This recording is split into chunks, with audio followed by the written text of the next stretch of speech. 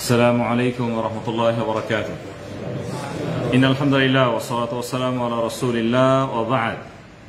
عن ابن عمر رضي الله تعالى عنهما أن النبي صلى الله عليه وسلم أنه قال: مفاتح الغيب خمس لا يعلمها إلا الله، لا يعلم ما في غد إلا الله، ولا يعلم ما في تغيض الأرحام إلا الله، ولا يعلم متى يأتي مطر أحد إلا الله، ولا تدري نفس بأي أرض تموت إلا الله، ولا يعلم متى تقوم الساعة إلا الله. رواه البخاري. প্রিয় দিনী ভাইয়েরা, আমরা যারা অনলাইনে আছি অথবা সরাসরি আমরা ক্লাস করছি অথবা পরবর্তীতে আমরা ক্লাসগুলো শুনব, আমরা সকলকে আন্তরিক শুভেচ্ছা জানাচ্ছি, মোবারকবাদ জানাচ্ছি। আমরা বিগত সপ্তাহগুলোর নেই আজকেও ইনশাআল্লাহ সম্মানিত শেখ মোহাম্মদ বিন আব্দুল ওয়াহাব রহমতুল্লাহ আলাইহি রচিত উসুলুল ঈমান বা ঈমানের মূল নীতি, ঈমানের মৌলিক বিষয়, এ বিষয়ে আমরা শেখের কিতাব থেকে ধারাবাহিকভাবে আমরা ব্যাখ্যামূলক আলোচনা করি। আজকেও ইনশাআল্লাহ আমরা একটি হাদিসের আলোচনা করব। যদিও ইতিপূর্বে আমরা বলেছি, ভাইদেরকে জানিয়েছি, সম্মানিত শেখ একটি বই লিখেছেন যেটি হচ্ছে উসুলুল ঈমান। বইয়ের নাম হলো উসুলুল ঈমান, ঈমানের মূলনীতি, যার মাধ্যমে আমরা আমাদের ঈমানকে স্বচ্ছ রাখতে পারবো, পরিচ্ছন্ন রাখতে পারবো। কেননা ঈমানের মৌলিক দিকগুলো যদি ঠিক থাকে তাহলে ইনশাআল্লাহ ব্যক্তি জান্নাত লাভ করবে ইনশাআল্লাহ। ঈমানের মূল যদি নষ্ট করে দেয়, মৌলিক বিষয় যদি নষ্ট হয়ে যায়, তাহলে এর দ্বারা সে পরকালে ক্ষতিগ্রস্ত হবে, দুনিয়াতে ক্ষতিগ্রস্ত হবে, পরকালে ক্ষতিগ্রস্ত হবে। এমনও হতে পারে নামে মুসলিম, আমাদের টাইটেল ঠিক আছে, একামতে মুসলিম, পাসপোর্টে মুসলিম, বাপদাদারা মুসলিম ছিলেন, আমি এই ইসলামের পরিচয় বহন করছি, কিন্তু ঈমানের মৌলিক দিকগুলো নষ্ট করার ফলে তাকে কখনো অনন্তকাল জাহান্নামে জ্বলতে হতে পারে, অনন্তকাল জাহান্নামে জ্বলতে হতে পারে। একজন অমুসলিম যেভাবে অনন্তকাল জাহান্নামে জ্বলবে, ঠিক সেভাবে সেও মুসলমান পরিচয় দিয়েও মুসলমানের হয়তোবা কিছু রীতিনীতি রয়েছে, কিছু আমলও রয়েছে, কখনো নামাজও হতে পারে, রোজাও হতে পারে, সেগুলোও রয়েছে, এরপর সে অনন্তকাল জাহান্নামে জ্বলবে। কেন? যেহেতু ঈমানের মৌলিক বিষয়গুলো সে বুঝেনি, বুঝার চেষ্টা করেনি, জানেনি, জানার চেষ্টা করেনি, যার দরুন সে ক্ষতিগ্রস্ত হয়েছে। এই জন্য আমরা ঈমান কাকে বলে এবং ঈমান স্বচ্ছ রাখার জন্য, সতেজ রাখার জন্য আমাদের যা করণীয় তা আমাদেরকে করতে হবে। সম্মানিত শেখ এজন্য যে বইটি লিখেছেন উসুলুল ঈমান, এখানে 142টি হাদিস তিনি সংগ্রহ করেছেন। 142টি হাদিস তিনি এখানে একত্রিত করেছেন, যে হাদিসগুলি ঈমানের সাথে সম্পৃক্ত, যে হাদিসগুলি সরাসরি হয়তোবা আমরা পড়লে বুঝতে পারবো না। অনেকে তো বাংলা পড়েই মৌলানা হতে চান না, বাংলা পড়ে অনেক সময় মৌলানা হতে পারে না। শুধুমাত্র হাদিসের পাতা উল্টালে আমি বাংলা পড়তে পারি, অনুবাদগুলো আমি জেনে নিলাম। অনুবাদ জানলেই কিন্তু প্রকৃতভাবে সে জ্ঞানী হতে পারে না। এর জন্য ব্যাখ্যা বিশ্লেষণ জানার প্রয়োজন। একটি হাদিস পড়ার সাথে সাথে আমি সবকিছু বুঝে নেব, সবকিছু জেনে নেব, না, এমন হবে না। এই জন্য একটু ব্যাখ্যাগুলো আমাদের জানা উচিত।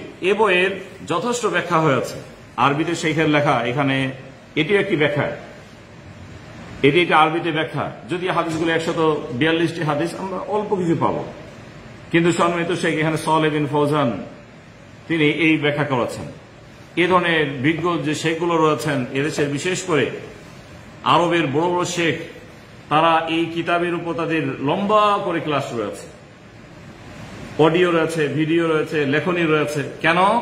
এই জন্য বিষয়টি হলো গুরুত্বপূর্ণ, বিষয়টি হলো গুরুত্বপূর্ণ, যা ছাড়া একজন মুমিন সে পরকালে মুক্তি লাভ করতে পারে না। আজকে আমাদের 9ম ক্লাস, এত পূর্বে তাহলে আমরা আরো 8টি ক্লাস করেছি, আর হাদিস হিসেবে আমরা আজকে ষষ্ঠ হাদিস জানব। ষষ্ঠ হাদিস, 142 থেকে 6টি হাদিস, আর 6 নম্বর হাদিস। আজকের হাদিসটির মূল ভাষ্য হল গায়েব বা অদৃশ্যের চাবিকাঠি একমাত্র আল্লাহর নিকট। গায়েবের চাবিকাঠি, তাহলে গায়েব সংক্রান্ত জ্ঞান অর্জন করা, গায়েবের বিষয়ে আমার স্বচ্ছ ধারণা থাকা, এটি আমার ঈমানের পরিচ্ছন্নতার জন্য, ঈমানকে নির্ভেজাল রাখার জন্য অতীব প্রয়োজন, খুবই প্রয়োজন। কেননা গায়েবের বিষয়ে আজকের সমাজে অনেক সময় আমরা ডান বাম থেকে শুনে থাকি, এবং বিভিন্ন অলিতে গলিতেও আমরা গায়েব বা অদৃশ্যের বিষয়ে জ্ঞানদাতারা আমরা অনেক সময় মোড়ে মোড়ে পাই। কখনো টিয়া পাখি নিয়ে বসে আছে, কখনো হয়তো বা খানকাতে বসে আছে, কখনো বা বিভিন্নভাবে। সেখানে মানুষ তো আমাদের মতোই মানুষ, যারা পরিচয় দিচ্ছে যে আমাদের পরিচয় হলো আমরা হলাম মুসলিম, তাদের কাছে যায় এবং অদৃশ্যের বিষয়গুলি তাদের কাছ থেকে তারা বুঝে নেয় এবং সেগুলোকে সে সত্যায়নও করে, সত্য বলে মেনে নেয়। যদি এটি হয়ে থাকে তাহলে ঈমানকে নষ্ট করে ফেললো এবং এই বিশ্বাসের মাধ্যমে কখনো কখনো সে জাহান্নামী হতে পারে। এজন্য এই বিষয়গুলি আমাদের ভালো করে জানা উচিত। এখানে ইবনে উমর রাদিয়াল্লাহু তাআলা থেকে হাদিসটি যেহেতু বর্ণিত, নবী সাল্লাল্লাহু আলাইহি ওয়াসাল্লাম বলেছেন, মাফাতিহুল গায়ব খামসুন, গায়ব বা অদৃশ্যের চাবিকাঠি হলো 5টি। এই হাদিসে 5টি উল্লেখ রয়েছে। লা ইয়ালামুহা ইল্লাল্লাহ, আর এই চাবিকাঠি হলো যেহেতু আল্লাহর নিকট, এগুলো আল্লাহ ছাড়া কেউ জানেন। আল্লাহ ছাড়া গায়েব বা অদৃশ্যের বিষয় আল্লাহ ছাড়া কেউ জানেন না। এখানে যেহেতু 5টি বিষয় উল্লেখ হয়েছে, ধারাবাহিকভাবে আমরা জানবো। আমরা একবার জেনে নেই, এরপর আমরা সংক্ষেপে ব্যাখ্যামূলক কথা বলবো। নবী সাল্লাল্লাহু আলাইহি ওয়াসাল্লাম প্রথম তিনি বলেছেন, লা ইয়ালামু মা ফি গাদিন ইল্লাল্লাহ, আগামী দিন কি হবে তা আল্লাহ ছাড়া কেউ জানে না। আমি কি করব, আপনি কি করবেন, কি খাবেন, কোথায় খেতে হবে, আপনি কোন দিকে চলবেন, কোথায় যাবেন, আমরা কেউ জানি না। আজকে এখানে এভাবে এসেছি, এরপর থেকে কোথায় বের হব, কিছুক্ষণ পরে কোথায় বের হব, এটা নিজেও জানি না। কত কদম চলবো, কোন দিকে চলবো, এগুলো আমরা কেউ জানি না। এগুলো সবগুলো হলো গায়েবের বিষয়। এই জন্য নবী সাল্লাল্লাহু আলাইহি ওয়াসাল্লাম বলেছেন যে কালকে সে কি করবে এটা আল্লাহ ছাড়া কেউ জানে না। আমি কি করবো আমি জানি না, আগামীকাল আমাকে করতে হবে, কিন্তু আমি নিজে জানি না। এটি কে জানেন? একমাত্র আল্লাহ সুবহানাহু ওয়া তাআলা। এর চাবিকাঠি, এই অদৃশ্যের চাবিকাঠি আল্লাহ ছাড়া কারোর নিকটে নেই। কেউ যদি দাবি করে তাহলে দিনের মতো, দিন যেমন উজ্জ্বল, ঠিক সেভাবে উজ্জ্বল একজন প্রকাশ্য মিথ্যাবাদী। কেননা এই মনে যথেষ্ট আয়াত রয়েছে, আমরা কিছু আয়াত হয়তো পড়ব, এই বিষয়ে যথেষ্ট আয়াত রয়েছে, যথেষ্ট হাদিস রয়েছে। এই জন্য সম্মানিত শেখ, এই বিষয়টিকে গায়েব বা অদৃশ্যের বিষয়ে আমাদের জ্ঞান অর্জন করতে হবে, ঈমানের সাথে সেটি সম্পৃক্ত বিধায় এখানে তিনি হাদিসটিকে সংযোজন করেছেন।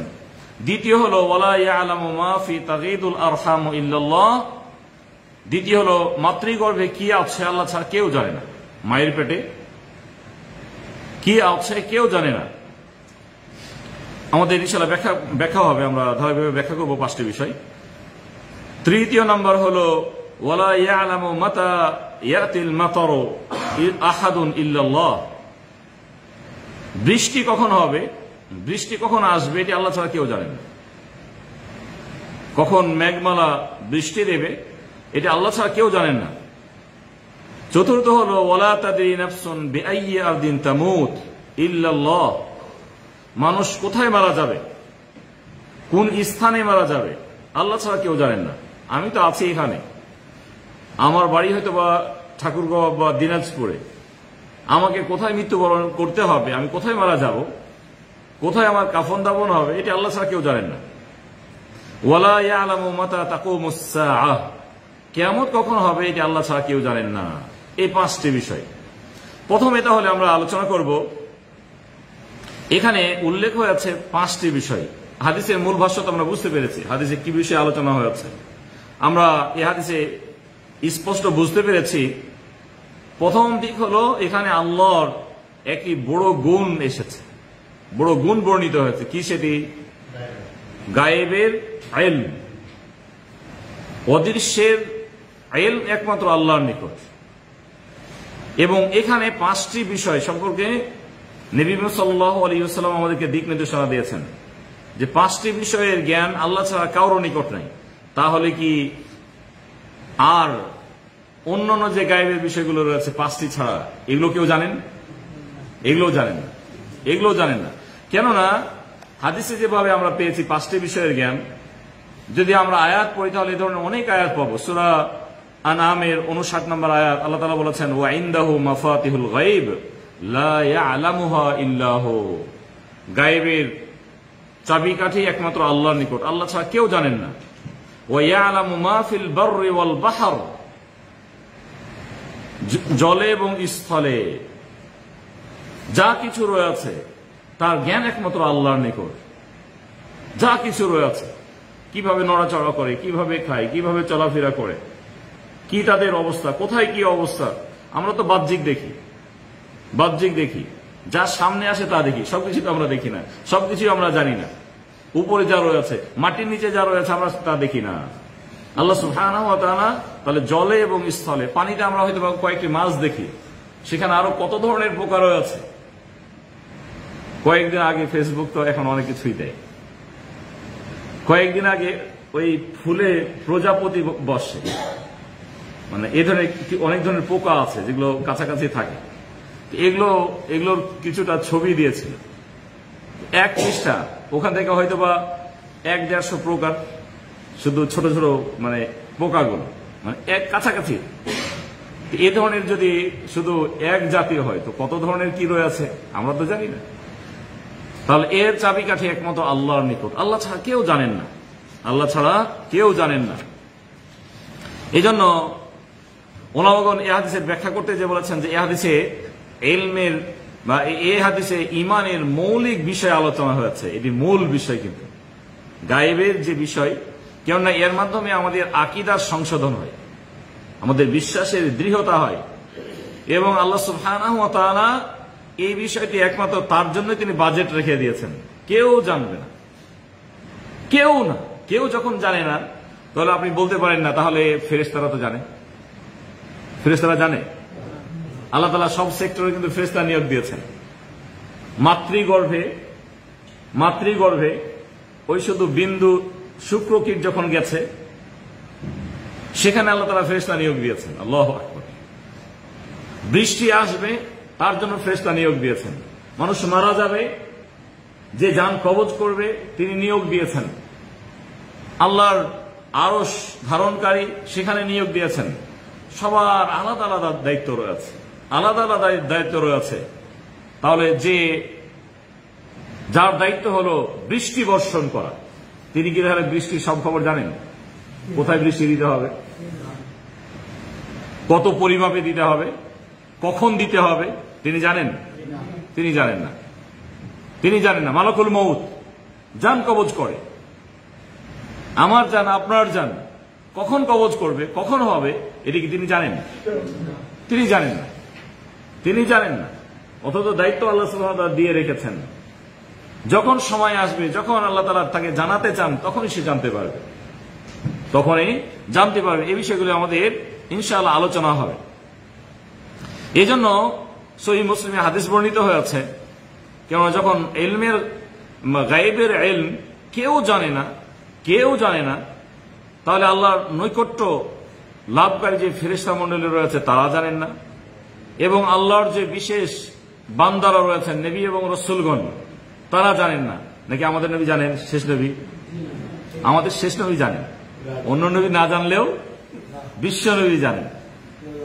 কেননা তিনি তো হলেন সকল নবীর সর্দার, সাইয়্যিদুল মুরসালিন, তিনি তো জানবেন। হ্যাঁ, আমাদের সমাজে আছে লোকজন, নাই? বড় একটি গ্রুপ রয়েছে যে আল্লাহর নবী গায়েব জানেন। কিছু হাদিস সামনে নিয়ে এসে কিছু হাদিস সামনে নিয়ে এসে বলছে, হ্যাঁ এই যে দেখেন গায়েব বলবে কিভাবে? তিনি ওহী আর গায়েব তিনি বুঝেনি। নবীর কাছে ওহী আসে, আল্লাহ নবী পথ দিয়ে হেঁটে যাচ্ছিলেন, দুইটি কবর দিয়ে দেখলেন এই যে কবরগুলো দেখছো, এদেরকে আযাব দেওয়া হচ্ছে। আর আযাব কিন্তু বড় কারণে দেওয়া হচ্ছে না, ছোট ছোট কারণে তাদেরকে দেওয়া হচ্ছে,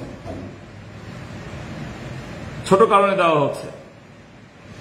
তো নবী সাল্লাল্লাহু আলাইহি ওয়াসাল্লাম কিভাবে বললেন যে কবরে আযাব দেওয়া হচ্ছে? গায়েব জানেন। ওনাদের কথা হলো নাউযুবিল্লাহ মিন যালিক, বুঝতে ভুল করেছেন। আল্লাহর নবীর কাছে ওহী এসেছে, ওহীর ভিত্তিতে আল্লাহ সুবহানাহু ওয়া তাআলা যখন তাকে জানিয়েছেন তখন তিনি জানতে পেরেছেন। এজন্য ওহীর যখন রূপ আসতো নবী সাল্লাল্লাহু আলাইহি ওয়াসাল্লামের কাছে, কখনো মানুষের প্রশ্নের উত্তর দিতে হয়েছে। এই ধরনের তো অনেক ঘটেছে। কিছু প্রশ্নের উত্তর তিনি সরাসরি দিয়েছেন, যখন জিজ্ঞাসাবাদ করেছে আল্লাহর পক্ষ থেকে তার কাছে জ্ঞান এসেছে, তিনি সরাসরি দিয়েছেন। এমনও প্রশ্নের উত্তর দেখা গেছে যে জিজ্ঞেস করেছেন ঠিক, তিনি দিতে পারেননি, তখন দেননি।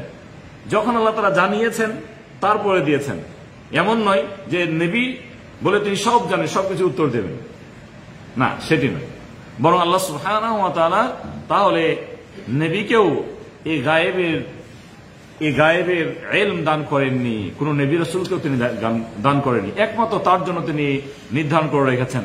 মা আয়েশা রাদিয়াল্লাহু তাআলা থেকে হাদিস বর্ণিত হয়েছে, তিনি বলেছেন নবী সাল্লাল্লাহু আলাইহি ওয়াসাল্লাম তার সম্পর্কে তিনি বলেছেন, মান জামা আন্না মুহাম্মাদান সাল্লাল্লাহু আলাইহি ওয়াসাল্লাম ইউখবিরু বিমা ইয়াকুনু ফি গাদিন ফাকাদ আ'যামা আলা আল্লাহিল ফিরিয়াহ। নবী সাল্লাল্লাহু আলাইহি ওয়াসাল্লাম সম্পর্কে কেউ যদি এই ধরনের ধারণা পোষণ করে, মা আয়েশা রাদিয়াল্লাহু তাআলা বলছেন যে নবী সাল্লাল্লাহু আলাইহি ওয়াসাল্লাম আগামীকাল কি ঘটবে এ সম্পর্কে তিনি জানেন, তথা গায়েবের খবর তার কাছে রয়েছে, তাহলে সে আল্লাহর উপর বড় ধরনের ভীষণ একটি অপবাদ লেপন করবে, আল্লাহর উপর বড় ধরনের অপবাদ দিয়ে দিল। তাহলে আজকের সমাজে যারা নবী সাল্লাল্লাহু আলাইহি ওয়াসাল্লাম সম্পর্কে বলেন যে আল্লাহ নবী তো গায়েব জানেন, তার কার উপর তারা অপবাদ দিয়েছে? আল্লাহর উপর অপবাদ লেপন করেছে, আল্লাহকে মিথ্যা প্রতিপন্ন করেছে, কোরআনকে মিথ্যা প্রতিপন্ন করেছে। কেননা আল্লাহ সুবহানাহু ওয়া তাআলা কোরআনে ঘোষণা দিয়েছেন, কুল লা ইয়ালামু মান ফিস সামাওয়াতি ওয়াল আরদ আল গায়বা ইল্লাল্লাহ। হে নবী, আপনি ঘোষণা করে দেন, জানিয়ে দেন, সপ্ত আকাশে এবং জমিনে গায়েবের যে ইলম, এই ইলম সম্পর্কে কেউ জানেন না ইল্লাল্লাহ, আল্লাহ ছাড়া কেউ জানেন না। যখন আল্লাহ সুবহানাহু ওয়া তাআলা বলেছেন যে আল্লাহ ছাড়া সপ্ত আকাশেও কেউ নাই, তাহলে আকাশে কি আছে? ফেরেশতা মণ্ডলী রয়েছেন, আল্লাহর আরো বাহিনী রয়েছেন। কেউ যখন জানে না, কেউ যদি বলে যে আল্লাহর নবী জানেন, তাহলে আল্লাহকে মিথ্যা প্রতিপন্ন করা হলো, আল্লাহকে, কোরআনকে অস্বীকার করা হলো, অমান্য করা হলো, কোরআনকে অমান্য করা হলো। এই ধরনের তারা দল রয়েছে, ঈমান হারা হয়ে মারা যেতে পারে।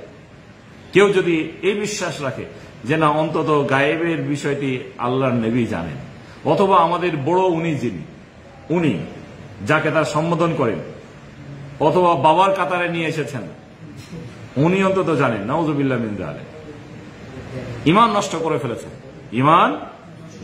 ফেলেছেন, আল্লাহর প্রতি অপবাদ দিয়েছেন। এজন্য মা আয়েশা রাদিয়াল্লাহু তাআলা তিনি স্পষ্ট করেছেন যে ব্যক্তি ইলমে গায়েব দাবি করবে, আল্লাহর নবী কালকে কি ঘটবে আল্লাহর নবী জানেন, এই জ্ঞান তার কাছে আছে, সে আল্লাহর উপর অপবাদ লেপন করলো, অপবাদ দিল। এই জন্য প্রতিটি মুমিনার আবশ্যক হলো ঈমানের এই মৌলিক দিকগুলোকে ভালোভাবে বোঝা, ভালোভাবে জানা, আকীদার বিষয়গুলোকে ভালোভাবে জানা। কেননা কেউ যদি স্পষ্টভাবে বলে দেয় যে ইলমুল গায়ব, অদৃশ্যের জ্ঞান আল্লাহ ছাড়া আর অন্য কারো নিকট রয়েছে, ফাকাদ কাফারা, সে কুফরি করল, কাফের হয়ে গেল। চাই নবী সম্পর্কে বলতে পারেন অথবা ফেরেশতা সম্পর্কে বলতে পারেন, অথবা জিন সম্পর্কে বলতে পারেন। জিন সম্পর্কে আমাদের অহরহ বলা হয় যে জিনরা অন্তত গায়েবের বিষয় জানে, এবং এই বিষয় সম্পর্কে জিনদেরকে তলব করা হয়। একদল আমাদের সমাজে রয়েছেন যাদেরকে হয়তোবা আমরা হুজুর বলে সম্বোধন করি, মানে ভালো মানুষ বলে সম্বোধন করি। তারা নাকি জিন বশ মানায়, শুনেছি না শুনিনি? এবং কিছু খবর উলট পালটও বলে, কিছু সত্যও বলে, সত্য হতেও পারে। কেননা আল্লাহ সুবহানাহু ওয়া তাআলা পাওয়ার দিয়েছেন, জিনকে কিছু পাওয়ার দিয়েছেন, শয়তানকে তো পাওয়ার দিয়েছেন, শয়তানকে পাওয়ার দেননি। পাওয়ারগুলো লিমিট পাওয়ার, ইচ্ছে করলে সবকিছু বলতে পারবে সেটি নয়। তো জিনকেও আল্লাহ তাআলা শক্তি দিয়েছেন, এক স্থান থেকে আর এক স্থানে যাওয়া, এক স্থানের খবর আর এক স্থানে পৌঁছে দেওয়া, এগুলো তারা করতে পারে। এখন কেউ যদি বলে এই ধরনের খবর পেয়ে যে না, অন্তত জিনরা তো গায়েবের বা অদৃশ্যের জ্ঞান রাখে, তাহলে সে কুফরি করবে। জেনে বুঝে যদি বলে তাহলে সেটি কুফরি করবে এবং সে পথভ্রষ্ট হবে, তার আকীদা নষ্ট করবে। আজকের সমাজে বিশেষ করে গণক, জাতকর, তাদের প্রতি যে আমাদের ধ্যান ধারণা, এর মাধ্যমে ঈমান নষ্ট হয়, কুফরিতে লিপ্ত হয়। কেননা এই মর্মে যথেষ্ট হাদিসও রয়েছে, মুসনাদে আহমদে হাদিস বর্ণিত হয়েছে। নবী সাল্লাল্লাহু আলাইহি ওয়াসাল্লাম ইরশাদ করেছেন, মান আতা কাহিনান আও আররাফান ফাসাদদাকাহু বিমা ইয়াকুল ফাকাদ কাফারা বিমা উনজিলা আলা মুহাম্মাদিন সাল্লাল্লাহু আলাইহি ওয়াসাল্লাম। আল্লাহ নবী বলেছেন, যে ব্যক্তি গণক বা ওই জ্যোতির্বিদ তাদের নিকট আসলো, এসে তারা যা বলল তা সত্যায়ন করলো, মেনে নিল। হাত দেখিয়েছে, কখনো হাত দেখিয়েছে, কখনো চেহারা দেখে বলে ও তুমি এই জন্য আসছো। ওদের কিছু কমন কিছু মানুষের চেহারা দেখে এটা বলতে পারে, ডাক্তাররা দেখেই বলতে পারে, ওর ভাবসাব দেখেই বলতে পারে তোমার জ্বর হয়েছে। যারা এই বিষয়গুলো নিয়ে একটু গবেষণা করবে, মানুষের কিছু রূপ নিয়ে গবেষণা করবে, আপনিও সেটি পারবেন। একটি যুবক এসে যদি খুব টেনশন ফিল করে কিছু বলে যে আমি কিছু বলতে চাচ্ছি, বলার আগে বলবো যে তোমার প্রেমের ধরা খেয়ে তুমি এখানে এসেছো।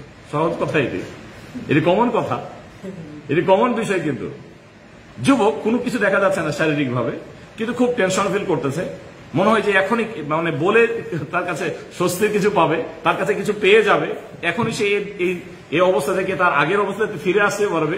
এই অবস্থা দেখে সে সরাসরি বলে দেবে যে আপনার এই ঘটনা। ও তাহলে তো আসলে গায়েবের খবর জানে, ও বলেও দেয় এই ধরনের। যারা ওই যে হাত দেখাতে যে পাখির সবগুলো কমন কিছু কথা লেখা আছে বলে, আর ও সেগুলোকে সত্য বলে মেনেও নেয়। নবী সাল্লাল্লাহু আলাইহি ওয়াসাল্লাম বলেছেন যে এমনটি যদি কেউ করে, তাহলে নবী সাল্লাল্লাহু আলাইহি ওয়াসাল্লামের নিকট যা এসেছে তথা ওহীকে সে মিথ্যা প্রতিপন্ন করলো, অস্বীকার করলো। যে গণকের কাছে আসলো, জ্যোতির্বিদের কাছে আসলো, সে যা বলল মেনে নিল, সে নবী সাল্লাল্লাহু আলাইহি ওয়াসাল্লামের ওহীকে অস্বীকার করলো, অমান্য করলো, কোরআন সুন্নাহকে অস্বীকার করলো। কেউ কোরআন সুন্নাহকে যদি অস্বীকার করে, মুমিন থাকবে? কাফের হয়ে যাবে। একটি অক্ষরকে যদি অস্বীকার করে, কোরআনের একটি অক্ষরকে অস্বীকার করে, তাহলে সে কাফের হয়ে যাবে। সেখানে যদি নবী সাল্লাল্লাহু আলাইহি ওয়াসাল্লামের কাছে যা এসেছে তা যদি অস্বীকার করে, তাহলে তার স্থান কি হতে পারে? জাহান্নাম। কুফরি করে মারা গেল। এই জন্য এগুলো হলো আমরা বলতে পারি আমাদের মেইন বিষয়, আসল বিষয়, ঈমানের মৌলিক দিক। যে গায়েব সম্পর্কে জানে না, মানুষের দেখার সাথে সাথে ও মেনে নেবে, বিশ্বাস করে নেবে। অথচ কোরআন সুন্নাতে স্পষ্ট বর্ণিত হয়েছে দাজ্জাল কখন আসবে। সাহাবাগণ ভয় করেছেন, নবী সাল্লাল্লাহু আলাইহি ওয়াসাল্লাম সতর্ক করেছেন, দাজ্জালের গুণ বর্ণনা করেছেন। দাজ্জালের গুণ দেখে সে বিশ্বাস করবে, না তুমি আল্লাহ হতে পারো। বিশ্বাস করবে না একদল? বিশ্বাস তো করবে। যার মাঝে ঈমানের রূপ রয়েছে, ঈমানের যার রূপ রয়েছে, পাওয়ার রয়েছে, সে যদি জবা করে 2 টুকরা করে দেয়, আবার তাকে জীবন দেয়, সে কি বলবে? যে তুমি এক মিথ্যুক, তুমি হলো দাজ্জাল, তুমি দাজ্জাল। এই মুহূর্তে কেউ যদি এমন খবর বলে দেয়, যে খবরটি আসলে খবর সত্য, আপনি তাকে কি বলবেন? যে না, সে গায়েবের ইলম তার কাছে রয়েছে। অদৃশ্যের জ্ঞান তার কাছে রয়েছে, খবর তো সত্য। আপনি কি বলবেন? কি বলবেন আপনি? আপনাকে জানতে হবে আপনার ঈমানকে সতেজ রাখার জন্য যে সে হলো মিথ্যুক। খবর সত্য হতে পারে, সে হলো মিথ্যুক, সে হলো কাযযাব, সে ইলমুল গায়ব, অদৃশ্যের জ্ঞান কখনোই রাখতে পারে না, কখনোই রাখতে পারে না। এই ধারণা হতে হবে, এই ধারণা রাখতে হবে। হতে পারে এই ধরনের অনেক ঘটনা ঘটেছে। আপনি প্রবাসে রয়েছেন, কেউ এসে বললো যে আপনার বাবা এখন এখন কি করতেছে, আপনি বলতে পারবেন? আমি বলতে পারবো, আমি বলে দেব কি করতেছে। ইলিশ মাছ দিয়ে ভাত খাচ্ছে, ইলিশ মাছ দিয়ে। ফোন করেন আপনি, ফোন করেছে, আসলে ইলিশ মাছ দিয়ে ভাত খাচ্ছে। আপনি কি বলবেন? আপনি কি বলবেন? আপনার বাবার সাথে কোনো কথা হয়নি, তার আপনার পরিবারের কারোর সাথে কথা হয়নি, আপনি কি বলবেন? খবরটি সত্য, সে মিথ্যা। আপনি বলবেন গায়েবের খবর সে জানে, শয়তানের আশ্রয় সে গ্রহণ করেছে। আমরা একটু আগে বলেছিলাম যে কিছু পাওয়ার তো কিছু পাওয়ার তো আল্লাহ তাআলা কাউকে কাউকে দিয়েছেন, আপনাকে এটি জানতে হবে। এই দেখে আপনি বলতে পারেন না যে না গায়েবের সব খবর সে জানে, গায়েবের খবর সে জানে। এজন্য নবী সাল্লাল্লাহু আলাইহি ওয়াসাল্লাম সতর্ক করেছেন, যে ব্যক্তি গণকের কাছে আসবে এবং বিশ্বাস করে নেবে যা বলল, সে নবী সাল্লাল্লাহু আলাইহি ওয়াসাল্লামের আনিত ওহীকে, কোরআন এবং সুন্নাহকে অস্বীকার করে বসলো, অমান্য করে বসলো। এখানে আররাফ শব্দ ব্যবহার হয়েছে এবং কাহিন শব্দ ব্যবহার হয়েছে। আররাফ বলা হয় যে জানে, আর এখানে উদ্দেশ্য হলো যে আপনার অন্তরের খবরগুলো বলে, এটাকে আররাফ বলে। আল্লাহ নবী বলেছেন মান আতা আররাফান, যে আররাফের কাছে আসলো, গণকের কাছে আসলো। গণক কাকে বলে? যে আপনার ভিতরের খবরগুলো জানে, দাবি করে যে আমি আপনার ভিতরের খবরগুলো জানি। ভিতরের খবর তো আল্লাহ ছাড়া কেউ জানে না। আপনি কোনো একটা চিন্তা করছেন, সে বলেছে, মিলেও গেল, যে কথা বলেছে আমরা প্রথমে বলেছি যে কিভাবে মিলতে পারে, কিভাবে মিলতে পারে। আপনি বলেছেন না ঠিকই আছে, কমন কিছু 8-10টা মানুষের কাছে কাছাকাছি মিলে যাবে, হয়তো বা কিছু কম বেশি হবে, সেগুলো তারা বলার চেষ্টা করে। আপনি বলবেন হ্যাঁ এমন বিষয় যেটা হয়তো বা সে বলেছে, এটি একটা ধারণা করে বলেছিল, কিন্তু গুলি লেগে গেছে, হ্যাঁ ঝড়ে বক মরেছে, ফকিরে কিন্তু কেরামত বেহে। এ ধরনের হতে পারে কখনো। তাহলে বিশ্বাসের ক্ষেত্রে আমাদেরকে এই বিশ্বাস রাখতে হবে যে না গায়েব বা অদৃশ্যের ইলম আল্লাহ ছাড়া কারোর নিকট নাই। এখানে দ্বিতীয় শব্দ ব্যবহার হচ্ছে কাহেন, যে ব্যক্তি গায়েবের বা ভবিষ্যতের খবর আপনার কাছে প্রচার করে, বলে, তাকে বলা হয় কাহেন। নবী সাল্লাল্লাহু আলাইহি ওয়াসাল্লাম বলেছেন যে আপনার অন্তরের খবর অথবা অদৃশ্যের খবর বর্ণনা করবে, বলবে, এবং আপনি যদি বিশ্বাস করে নেন তাহলে নবী সাল্লাল্লাহু আলাইহি ওয়াসাল্লামের ওহীকে আপনি অস্বীকার করলেন। আমরা তাহলে স্পষ্ট হতে পেরেছি। এজন্য যত ধরনের সুফি, যত ধরনের যারা খানকাতে থাকে, যত ধরনের গায়েব বা অদৃশ্যের দাবিদার, যত ধরনের গণক রয়েছে, জ্যোতির্বিদ রয়েছে, সবগুলোই হলো পথভ্রষ্ট, সবগুলোই হলো পথভ্রষ্ট। যতই সে আলখেল্লা পড়ুক না কেন, যতই সে ইবাদাতের দাবি করুক না কেন, যে আমি 40 বছরে কখনো নামাজ তো নয়, আমি তাহাজ্জুদ এক ওয়াক্ত ছাড়িনি, মানে একদিনও ছাড়িনি, নাউযুবিল্লাহ মিন যালিক, এই ধরনের মিথ্যা কিছু বানানোর খবর বলে তাকে সত্যায়ন করার জন্য আপনি ভালো বলবেন বিধায় এদের গুণ বর্ণনা করে, যদি এগুলো ঠিক নয়, এই ক্ষেত্রে আমাদেরকে সতর্ক হতে হবে। এজন্য ওলামাগণ বলেছেন 5টি বিষয়, যদি এখানে কথা হয়েছে 5টি বিষয়ের জ্ঞান, 5টি বিষয় বলে উদ্দেশ্য করা হয়েছে যারা এই হাদিস পড়বে, যারা হাদিস পড়বে অথবা জানবে, তাদেরকে বোঝানোর জন্য যে এগুলো হলো মেইন বিষয়, আসল বিষয়। এছাড়াও গায়েবের আরো অনেক বিষয় রয়েছে। সকল বিষয়ে চাবিকাঠি একমাত্র আল্লাহর জন্য, চাবিকাঠি আল্লাহর নিকট, আল্লাহ ছাড়া কেউ জানেন না গায়েবের বিষয়, কেউ জানেন না। আমরা যেমনটি পূর্বেই বলেছি, কাতাদা রাদিয়াল্লাহু তাআলা তিনি বলেছেন যে এমন বিষয় রয়েছে যেগুলো একমাত্র আল্লাহর শানে মানানসই, তার কাছে তিনি রেখে দিয়েছেন। তার মাঝে গায়েবের যে ইলম, এটি একমাত্র আল্লাহ নিকট তিনি রেখে দিয়েছেন, কাউকে তিনি দেননি, কাউকে না। যতই তার নির্দিষ্ট নির্বাচিত নবী বা রাসূল হন না কেন, অথবা যতই তার নিকটতম ফেরেশতা হন না কেন, কাউকে তিনি দেননি সেটি। তাহলে এই 5টি বিষয় আমরা বুঝতে পেরেছি, 5টি বিষয় বুঝতে পেরেছি। এই 5টি বিষয় নিয়ে উলামাগণ বলেছেন যে এটি এমন শব্দ তিনি ব্যবহার করেছেন নবী সাল্লাল্লাহু আলাইহি ওয়াসাল্লাম, যাতে আমরা খুব সহজে বুঝতে পারি। কেননা এখানে যে দিকগুলি ব্যবহার হয়েছে, যে শব্দগুলো 5টি বিষয় উল্লেখ হয়েছে, উদাহরণস্বরূপ কিয়ামতের জ্ঞান। কিয়ামতের জ্ঞান কেউ জানেন না, এজন্য এটিকে বলা হয়েছে মিফতাহুল হায়াতিল আখিরাহ। যখন মানুষ মারা যায়, যখন কিয়ামত সংঘটিত হয়, এটি পরকালের চাবিকাঠি। পরকালের চাবিকাঠি মানে এরপর থেকে পরকাল শুরু হবে। এখন ছিল দুনিয়া নিঃশেষ হয়ে গেল, পরকাল শুরু হয়ে গেল। তো এই চাবিকাঠি আল্লাহ ছাড়া কেউ জানবেন, আল্লাহ তাআলা কাউকে দেননি যে কখন কিয়ামত সংঘটিত হবে, কোন দিন, কোন অবস্থাতে, এটা আল্লাহ তাআলা কাউকে দেননি। হ্যাঁ, নির্দিষ্ট করে আলামত বর্ণিত হয়েছে, নিদর্শন বর্ণিত হয়েছে, এটি ঠিক আছে যে এই নিদর্শনগুলো দেখা গেলে কিয়ামত হবে, কিন্তু কোন সময়ে হবে না এটি কেউ জানেন না, এটি কেউ জানেন না। এদিকে এজন্য পরকালের এটির সূচনা বলা হলো, এটিকে চাবিকাঠি বলা হয়েছে। এই জন্য গায়ের মানে কিয়ামতের চাবিকাঠি আল্লাহ সুবহানাহু ওয়া তাআলার কাছে তিনি রেখে দিয়েছেন, কাউকে তিনি দেননি। অনুরূপভাবে বৃষ্টি বর্ষণ সম্পর্কে উলামারা উল্লেখ করেছেন যে বৃষ্টি যখন বর্ষিত হয়, এই পৃথিবীতে আসে, এর মাধ্যমে বিভিন্ন ধরনের উদ্ভিদ গজায়, বিভিন্ন ধরনের চাষাবাদ শুরু হয়। তো কি নিচ থেকে উঠবে, এটি বৃষ্টি আসলে সেটি শুরু হয়।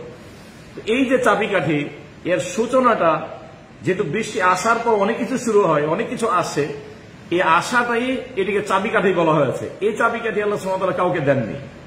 তাহলে বৃষ্টি কখন হবে, কখন আসবে, আর কি গজাবে, আল্লাহ সুবহানাহু ওয়া তাআলা এই চাবিকাঠি একমাত্র তার কাছে তিনি রেখে দিয়েছেন। অনুরূপভাবে আমাদের জীবনের সূচনা, মায়ের পেটে কি রয়েছে যখন আসে তখন থেকে কিন্তু শুরু হয়। এই যে শুরুটা, চাবিকাঠিটা আল্লাহ তাআলা এটি কাউকে দেননি। এই চাবিকাঠি একমাত্র আল্লাহ সুবহানাহু ওয়া তাআলা তার কাছে রেখে দিয়েছেন। একইভাবে বলা যেতে পারে কালকের যে বিষয়, কালকের বিষয়টি হলো যেহেতু ভবিষ্যৎ কালকে থেকে শুরু হয়, এরপরে আসতে থাকে।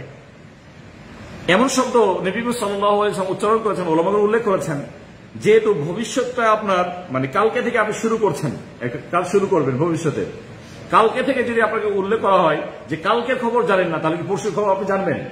এর পর দিনের খবর আপনি জানবেন? আরো 10 দিন পরের খবর জানবেন? কালকেরই তো খবর জানেন না। এই জন্য এর চাবিকাঠি, গায়েবের চাবিকাঠি বা কালকের কি ঘটবে, আপনি কি করবেন, এটি আপনি জানেন না। তাহলে আপনি যদি এটি না জানেন, তাহলে আরো অনেক লম্বা সময় পরে কি ঘটবে সেগুলো আপনি আরো জানেন না। এই চাবিকাঠিও একমাত্র আল্লাহর নিকট। আমরা তাহলে স্পষ্ট হতে পেরেছি, এ ধরনের আয়াত এবং হাদিস কিন্তু যথেষ্ট রয়েছে। এখন আমরা সংক্ষেপে তাহলে এই 5টি বিষয় বলে আজকে আমরা ক্লাস শেষ করব। প্রথম যে বিষয়টি আমরা পেয়েছি, লা ইয়ালামু মা ফি গাদিন ইল্লাল্লাহ, কালকে কি ঘটবে আমরা কেউ জানি না। আমরা উল্লেখ করে ফেলেছি, আমরা এখানে জানতে পেরেছি যে কাল যেহেতু আমাদের ভবিষ্যৎ, এই বিষয়টি এ কাল বলে এ দুনিয়াও হতে পারে, দুনিয়ার অবস্থা হতে পারে, পরকালের অবস্থা হতে পারে। আপনার কালকে দিয়ে শুরু হতে পারে, এই দুনিয়ার অবস্থা হতে পারে, কালকে পরকালও হতে পারে, আপনি বিদায় গ্রহণ করতে পারেন। তথা ভবিষ্যতের যে বিষয়, এটি আল্লাহ ছাড়া কেউ জানেন না, না তার ভালো দিকগুলো নাকি তার খারাপ দিকগুলো। দ্বিতীয় বিষয়, মায়ের পেটে কি রয়েছে, রেহেমে কি এসেছে, এটি কেউ জানে না। এখন অনেক সময় অনেক ভাই বলার চেষ্টা করেন যে না, ডাক্তাররা তো অনেক সময় বলে দেন, কি বলে দেন যে মায়ের পেটে ছেলে আসবে না মেয়ে আসবে এটি বলতে পারেন। কখন সেটি বলতে পারেন? 4 মাস পর, যখন আল্লাহ সুবহানাহু ওয়া তাআলা পূর্ণ রূপ দেন। রূপ দিলে তো সবাই বলতে পারবে, এটা সহজ বিষয়। রূপ হয়ে গেছে। আজকে মায়ের পেটে শুক্রকীট একত্রিত হয়েছে। কেন আমরা খুব ভালো করে জানি, বাবা এবং মায়ের শুক্রকীট একত্রকরণ যখন হয়, একত্রিত হয় এবং রেহেমে সেটি যখন যায়, তখন সেটি থেকে সন্তান আসে। এখন গেছে, আজকে গেছে। এই খবর কে বলতে পারবে? ডাক্তাররা বলতে পারবে। এই ধরনের পৃথিবীতে কোন ডাক্তার এসেছে? হ্যাঁ, বড় হওয়ার পরে 4 মাসের পরে অনেক সময় তারা মিস্টেক করে, অনেকগুলো মেশিন ছাড়া কিন্তু আবার না। মেশিন ছাড়া বলতে পারবে নাকি? মেশিন ছাড়া কেউ বলতে পেরেছে কোন ডাক্তার যে আপনি এসেছেন, ও আপনার তো ছেলে সন্তান হবে, বলে দিয়েছে? মেশিন লাগাচ্ছে কেন? মেশিন লাগিয়ে ভিতরের অবস্থা দেখছে। এটি খুব সহজ, আল্লাহ তাআলা সহজ করেছেন, এটি তার বান্দাকে তিনি দিয়েছেন। অতএব আমরা বলবো যে এখানে উদ্দেশ্য হলো মায়ের পেটে কি রয়েছে, এর উদ্দেশ্য হলো মায়ের পেটে ওই শুক্র যখন মায়ের রেহেমে গেছে তখন ওই শুক্র থেকে কি হবে, ছেলে হবে না মেয়ে হবে, সে কি সচল হবে নাকি অচল হবে, সে কি কানা হবে নাকি বধির হবে, কেউ বলতে পারবে না, আল্লাহ ছাড়া কেউ। আল্লাহ সুবহানাহু ওয়া তাআলা এই পথ বন্ধ করে রেখেছেন, এই পথ তিনি বন্ধ করে রেখেছেন। এ মর্মে অনেক আয়াত রয়েছে, কিভাবে মায়ের পেটে বড় হবে, কখন হবে, কি খাবে, কি অবস্থায় হবে, কেউ বলতে পারবে না। ডাক্তার কি বলে, হয়তো যখন বড় হওয়ার পর আংশিক বলতে পারে, সবকিছু বলতে পারে না, বলতে পারে না, বড় হওয়ার পরে বলতে পারে না, অনেক কিছু বলতে পারে না। সে কথা বলতে পারে না, ডাক্তার বলতে পারবে? পৃথিবীতে আসার পরে বলতে পারবে? তাহলে পৃথিবীতে আসার পরেও সে বলতে পারছে না যে আসল কথা বলতে পারবে না, বলতে পারে না। শুনতে পারে না, বলতে পারবে? বলতে পারে না। মেশিন দিয়ে তো বলতে পারবে না, এমনি তো পারবেও না, মেশিনও যদি লাগায়, এরপরে এই শক্তি আল্লাহ সুবহানাহু ওয়া তাআলা কাউকে দেননি। তাহলে মায়ের পেটে কি অবস্থায় কি আসে, কিভাবে বড় হয়, এটি একমাত্র আল্লাহ সুবহানাহু ওয়া তাআলা তিনি জানেন। এজন্য আল্লাহ সুবহানাহু ওয়া তাআলা বলেছেন, আল্লাহু ইয়ালামু মা তাহমিলু কুল্লু উনসা, প্রত্যেক নারীরা তাদের পেটে কি রয়েছে, গর্ভে কি রয়েছে, এই জ্ঞান একমাত্র আল্লাহর কাছে রয়েছে। ওমা তাগীদুল আরহাম, এবং রেহেমে মায়ের গর্ভে যা রয়েছে একমাত্র আল্লাহ ছাড়া কেউ জানে না। কুল্লু শাইইন ইনদাহু বিমিকদার, আল্লাহর নিকট সবকিছু নির্দিষ্ট পরিমাপে হয়ে থাকে। আল্লাহ সুবহানাহু ওয়া তাআলা তিনি তার মতো করে সাজিয়েছেন। আলিমুল গায়ব, তিনি হলেন অদৃশ্যের মহাজ্ঞানী, গায়বের তিনি হলেন মহাজ্ঞানী। এ ধরনের আয়াত কিন্তু যথেষ্ট রয়েছে। এজন্য বিশেষ করে সন্তানের বিষয়ে সেটি সৌভাগ্যশীল হবে, ভালো হবে না কি হবে, যেহেতু কেউ জানে না, এই মর্মে কিন্তু যথেষ্ট হাদিসে রয়েছে। নবী সাল্লাল্লাহু আলাইহি ওয়াসাল্লাম থেকে হাদিস বর্ণিত হয়েছে, ওয়াক্কালাল্লাহু বিররহিমি মালাকান, আল্লাহ সুবহানাহু ওয়া তাআলা মায়ের গর্ভে তিনি ফেরেশতা নিয়োগ দেন। যেমনটি আমরা বলছিলাম, ফেরেশতা নিয়োগ দেওয়ার সাথে সাথে ওই ফেরেশতা কিন্তু বলতে থাকেন, ফায়াকুলু আয় রব নুতফা, যখন শুক্রকীট থাকে তখন বলে আল্লাহ এ তো শুক্রকীট। এরপর যখন আবারও একটি গোস্তের টুকরা হয়, বলতে থাকে আল্লাহ এ তো রক্তের টুকরা, এটি রক্তের জমাট বাড়া একটি রক্ত। এরপর বলতে আল্লাহ এর তো অবস্থা এখন শুধু একটু মাংসপিণ্ড হয়েছে। এরপর এইভাবে বলতে থাকে, ফাইদা আরাদাল্লাহু আন ইয়াকদিয়া খালকাহা ক্বালা আয় রাব্বি যাকারুন না উনসা, আল্লাহ সুবহানাহু ওয়া তাআলা ওই গোশতপিণ্ড থেকে যখন তিনি মানুষের রূপ তৈরি করে দিলেন, তখন ফেরেশতা আবার আল্লাহকে বলেন, আল্লাহ এখন তো মানুষের রূপ তৈরি হলো, এখন তার অবস্থা কি হবে, সেটি কি নারী হবে না পুরুষ হবে? কে বলছেন? ফেরেশতা, নিয়োগপ্রাপ্ত ফেরেশতা, প্রথম থেকে আছেন তিনি, তার দায়িত্ব এটি, মায়ের রেহেমে রয়েছেন, তিনি জানেন না কি হবে, বারবার আল্লাহকে জিজ্ঞাসাবাদ করে নেন। তাহলে এভাবে যখন বড় হতে থাকে, এরপরে তিনি বলতে থাকেন যে শাকিয়ুন আম সাঈদ, সে কি সৌভাগ্যশীল হবে নাকি দুর্ভাগা হবে, কি হবে সে? কেননা মায়ের গর্ভে সবকিছু লিপিবদ্ধ হয়, যে গুরুত্বপূর্ণ 4টি দিক লিপিবদ্ধ তার মাঝে এগুলো, যে সে সৌভাগ্যশীল হবে নাকি দুর্ভাগা হবে, তার রিজিক কি হবে।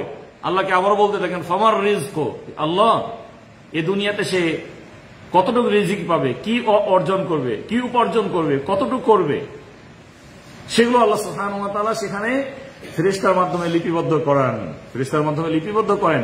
তিনি জানেন না যে কি খাবে। এই জন্য আমাদের বাজেট কিন্তু আগে পেশ হয়ে গেছে। যারা বাজেটের জন্য ছুটাছুটি করে, হারাম উপার্জন করতে হবে, বেশি বাজেট না, বেশি পাবে না, যতটুকু তার জন্য বাজেট পেশ হয়েছে ততটুকুই সে পাবে। চেষ্টা তার, এর অতবারই এই নয় তাহলে আমরা বসে থাকবো না, উদ্দেশ্য এটি নয়। চেষ্টা করতে হবে বৈধ পন্থাতে। কেউ ইচ্ছা করলে কোটিপতি হতে পারবে, কিন্তু এটি না। তাহলে সকল রিক্সা চালকরাই কোটিপতি হতো, কেন তাদের কষ্টগুলো আমাদের চেয়ে বেশি, তারা সবাই কোটিপতি হতে পারবে না। আল্লাহ তাআলা কাউকে রিক্সা চালক থেকে কোটিপতি করতে পারেন, এটি তার হাতে। এই জন্য ফেরেশতারা প্রতিটি পদে পদে জিজ্ঞাসাবাদ করেন, ফায়ুক্তাবু কাযালিকা ফি বাতনি উম্মিহি, এইভাবে মায়ের পেটে সবকিছু তারা লিপিবদ্ধ করে নেন। এই জন্য মায়ের পেটে কি রয়েছে, কি অবস্থায় রয়েছে, এর চাবিকাঠি আল্লাহ সুবহানাহু ওয়া তাআলা ছাড়া আর কেউ জানেন না, কেউ জানেন না, কাউকে আল্লাহ সুবহানাহু ওয়া তাআলা দেননি। তৃতীয় যে বিষয় আমরা যেটি উল্লেখ করেছি, লা ইয়ালামু মাতা ইয়াতিল মাতারু আহাদুন ইল্লাল্লাহ, কখন বৃষ্টি আসবে, এই বৃষ্টি আসার জ্ঞান আল্লাহ ছাড়া কারোর নিকটে নেই। এই মর্মে যথেষ্ট আয়াত রয়েছে। সূরা লুকমানের 34 নম্বর আয়াত, ইন্নাল্লাহা ইনদাহু ইলমুস সাআহ, আল্লাহর নিকটে কিয়ামতের জ্ঞান রয়েছে। ওয়া ইউনাজ্জিলুল গায়থ, এবং বৃষ্টি বর্ষণ কখন করবেন এর জ্ঞান একমাত্র আল্লাহর নিকটেই রয়েছে। এই বিষয়গুলি এখানেও উল্লেখ হয়েছে এই আয়াতে। এছাড়াও আল্লাহ সুবহানাহু ওয়া তাআলা বৃষ্টি বর্ষণের যে দিকগুলি আল্লাহ ছাড়া যেহেতু কেউ জানেন না, এখন একইভাবে মায়ের রেহেমে কি আসলো যখন বড় হলো, যেমনটি মানুষ অনেক সময় বলতে পারে বিভিন্ন মেশিনের সাহায্যে, বৃষ্টি আসার বিষয়গুলো কিন্তু অনেক সময় বলতে পারে। কারা বলতে পারে? আবহাওয়া সেক্টর যারা ডিউটি করেন, যাদের কাছে মেশিন রয়েছে, এই মেশিনের মাধ্যমে তারা সেটিকে নির্ণয় করতে পারে। তবুও কিন্তু 100% গ্যারান্টি দিয়ে বলে না, তারা 100% গ্যারান্টি দিয়ে বলতে পারে না যে এত বেগে ঝড়ো হাওয়া বয়ে যেতে পারে। বলেননি যে না এটি বয়ে যাবে, এ পরিমাণ বৃষ্টি হতে পারে, এভাবে সবসময় কথাগুলো বলে। এগুলো কখন বলতে পারে? 2-4 সপ্তাহ আগে বলতে পারে তারা। এটি কখন, যখন আসবে, আসার পর মুহূর্তে একদিন আগেও হতে পারে। কেননা আবহাওয়াটা, উপরের যে সৃষ্টিটা, মেঘমালার যে সৃষ্টিটা, এটি আল্লাহ সুবহানাহু ওয়া তাআলা আরো তিনি তার কুদরতে তিনি সৃষ্টি করে রেখেছেন। মেঘমালা জমে, আমরা হয়তো সেটি কাছে দেখতে পাই না। সেই মেঘমালা যখন জমে, তার অবস্থা রয়েছে, তার অবস্থা যদি এমন হয় তাহলে বৃষ্টির রূপ এমন হতে পারে। এই যখন দুনিয়ার আকাশে কাছাকাছি যখন আসবে, তখন আসলে যখন হয়নি, আজ থেকে 1 মাস পরে যারা ঘটবে, এটা বলতে পারে সে মেশিন দিয়ে? আবহাওয়া অফিস বলতে পারবে না? বলতে পারবে আবহাওয়া অফিস বলতে পারবে না। কি পরিমাপ হবে, কখন হবে, এগুলো বলতে পারবে না। আসার পর এটি বলতে পারে। এরপর আমরা কিন্তু বারবার বলেছি যে এটি মেশিনের সাহায্যে বলবে, তার নিজস্ব কোনো কেরামতি নাই। আল্লাহ সুবহানাহু ওয়া তাআলা এতটুকু তাকে শক্তি দিয়েছেন। কেন আমার শরীরে এখন আমার গরমের যে পরিমাপ কতটুকু, আমি কি হাত দিয়ে বলতে পারবো যে এত ডিগ্রি আছে? এত বলতে পারবো না। যদি মেশিন লাগাই বলতে পারবো। থার্মোমিটার দিয়েছি, বলতে পেরেছি না এখন 105 ডিগ্রি রয়েছে, বলতে পেরেছি। তাহলে আল্লাহ সুবহানাহু ওয়া তাআলা মানুষকে এতটুকু শক্তি দিয়েছেন, পাওয়ার দিয়েছেন, যে এটুকু সে তার পাওয়ারে করতে পারে। এটি আল্লাহ প্রদত্ত পাওয়ার, তার কোনো ব্যক্তি কোনো পাওয়ার ছিল না। এভাবে যত বিষয় রয়েছে, আমরা 2-1টি কথা বলে শেষ করব, আজান হয়ে যাবে।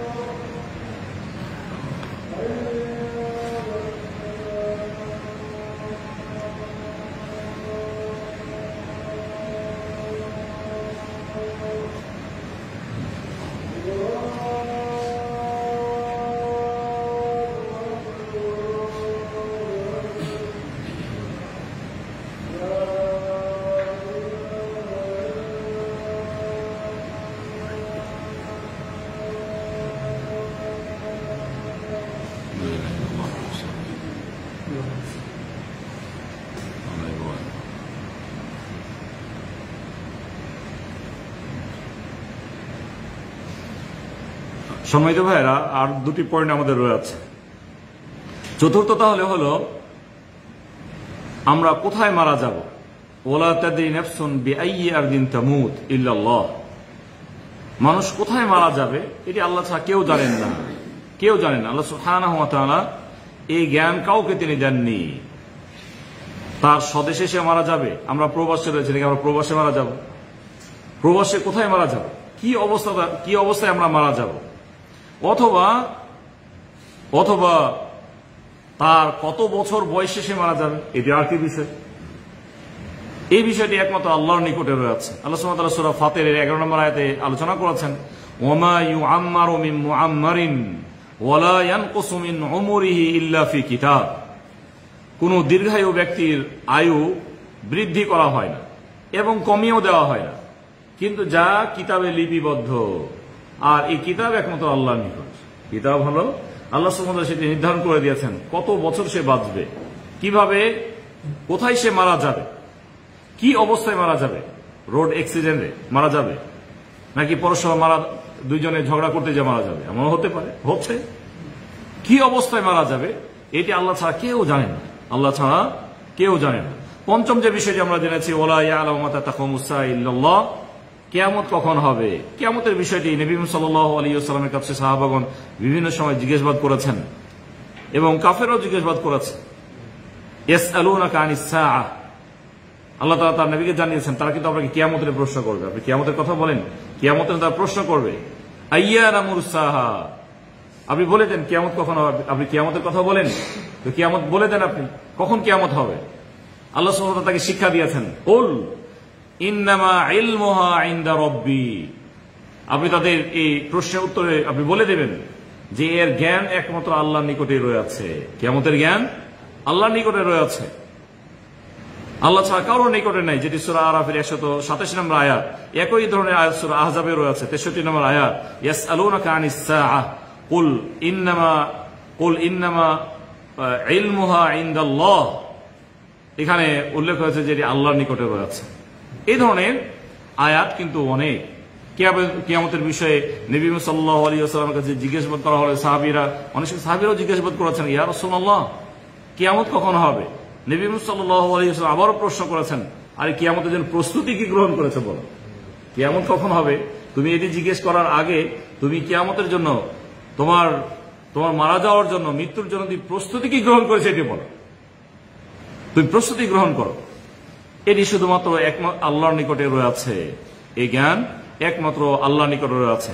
সুপ্রিয় সাথী বন্ধুগণ, আজকে তাহলে আমরা যে হাদিসটি আলোচনা করেছি সম্মানিত শেখ মোহাম্মদ বিন আব্দুল ওয়াহাব রাহমাতুল্লাহ রচিত উসুলুল ঈমান বই থেকে, হাদিসের বিষয়বস্তু ছিল ইলমের জ্ঞান বা ইলমের চাবিকাঠি। বিশেষ করে 5টি দিক এখানে উল্লেখ হয়েছে, যদি 5টি বিষয় নয় আর যত বিষয় রয়েছে সবকিছুর জ্ঞান একমাত্র আল্লাহর নিকট। এই 5টি বিষয় যেহেতু গুরুত্বপূর্ণ, এর মাঝে সবকিছু অনেক কিছু চলে আসে, বিধায় গুরুত্ব বুঝাতে যে 5টি বিষয় এখানে উল্লেখ হয়েছে।